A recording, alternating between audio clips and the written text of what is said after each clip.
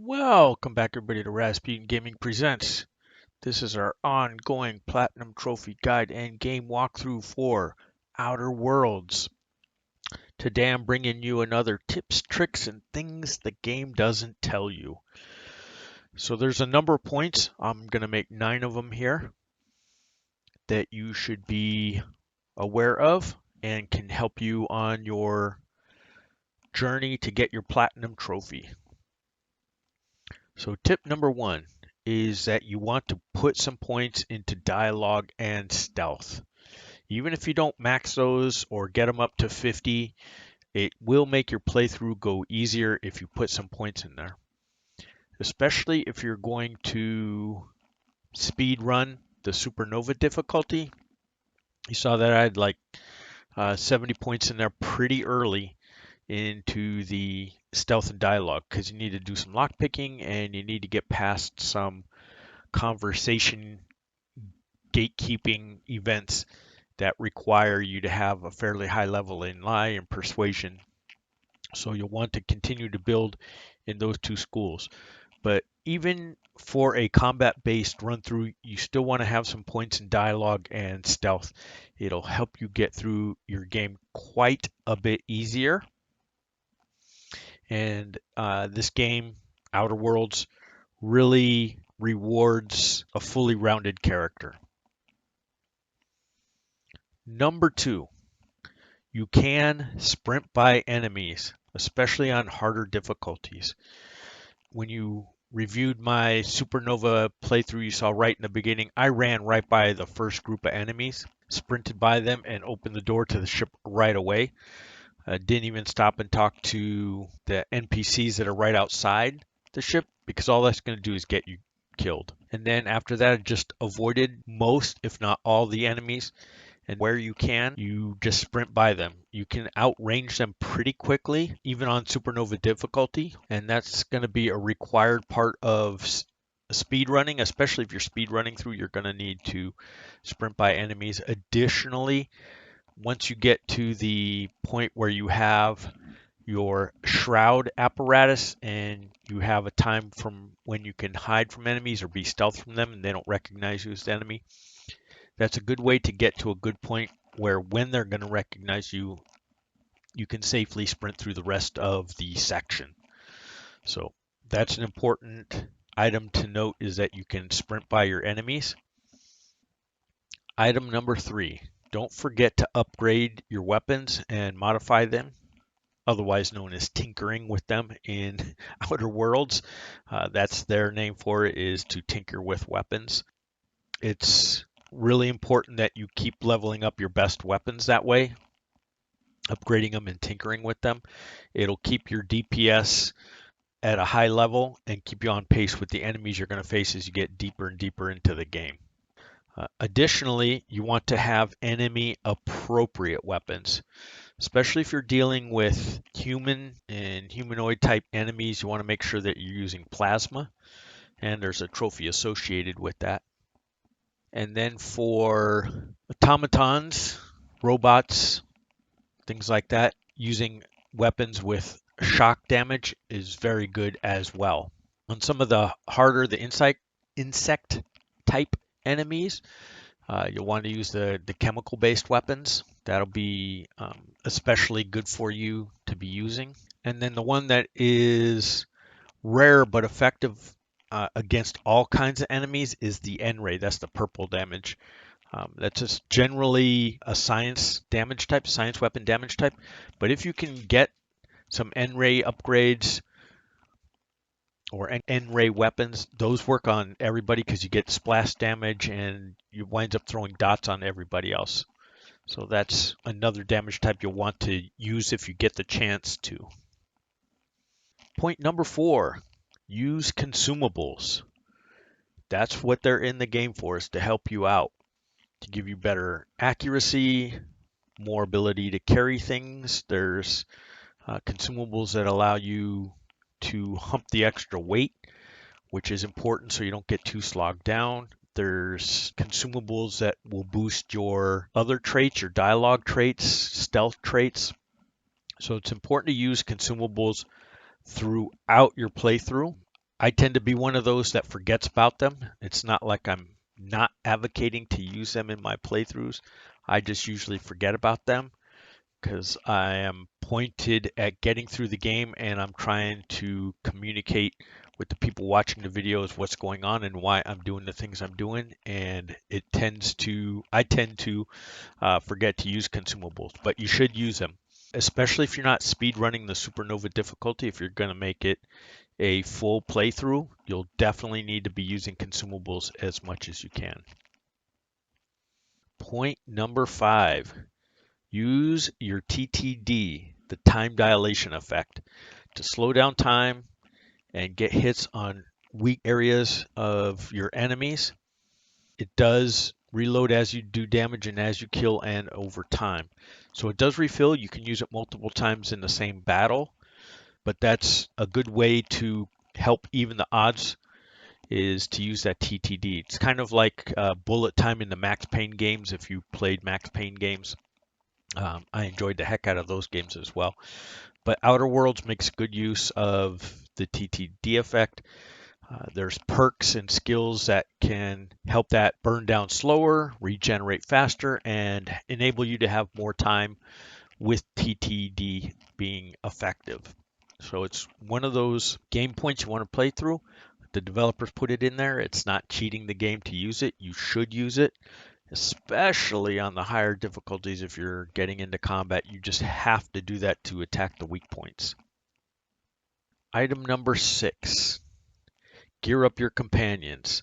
So it's important that you keep them in the higher level armor and with the weapons you want them to have, and to upgrade those weapons that they have and tinker with them. You want your companions to be effective as possible, so you should give them complementary damage type weapons or complementary style weapons.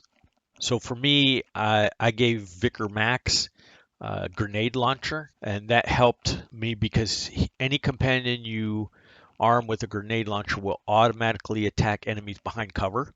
It'll just start lobbing shots at them. So that'll help bust them out of cover and give you a chance to wreck them with your own weapons. So it can be complementary that way. In addition to gearing them up, you want to make sure you do their quest. That gets them extra experience. It frees up the higher tiers of skills they have. And in my case, I just continued to give them the biggest damage buffs I could. But there are other perks that they can take advantage of and that will help them be excellent companions for you. And as a reminder, all the companions level up equally, even if they're not being used by you as often or at all. They will continue to accrue experience and they will all level up the same. So you're not punished for bringing like 2 or 3 all the time and then leaving the other 2 or 3 behind all the time. That's not how it works. So continue to improve your companions, do their quests, get them the best gear, best weapons so that they can help you out. Then that leads into point number 7. Do not forget to use their abilities. Your companions have some very powerful abilities, and using those can really turn the tide of a battle. I didn't use it that much, but again, it's like consumables. I just forget to use them.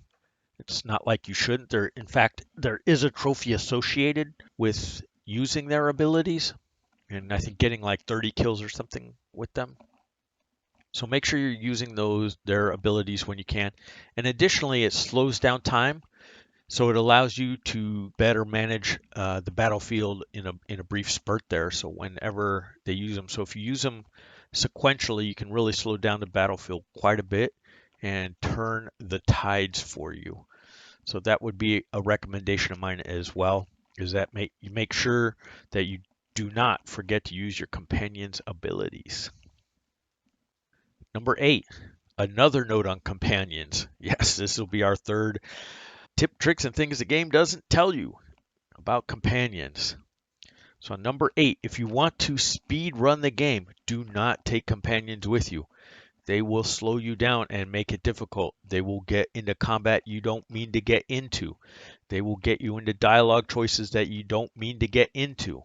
You see on my Supernova run, I didn't pick up any companions. I left them all behind. I didn't pick up Parvati in the beginning. I just killed the mayor and moved on and left her behind. Never went and talked to Max. Didn't do any of that. We skipped all the other companions as well. So if you're doing a speed run or a quick run, even if you're not trying to speed through the content, then don't bring companions along with you. Because once you grab one, then you're stuck with them. So you just have to think about what you want to do in the game and if you want them to be coming along and having to do those things with them. So that was tip number 8.